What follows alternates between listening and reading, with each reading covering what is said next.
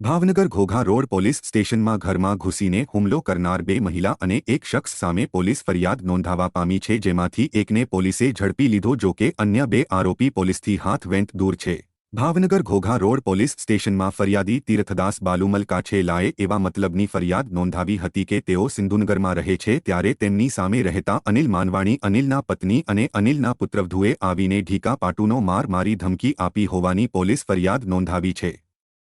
જેને પગલે પોલીસે અનિલ માનવાણીને ઝડપી લીધો છે, જ્યારે અન્ય બે આરોપી નજીકના સમયમાં ઝડપાય તેવી શક્યતા દેખાઈ રહી છે।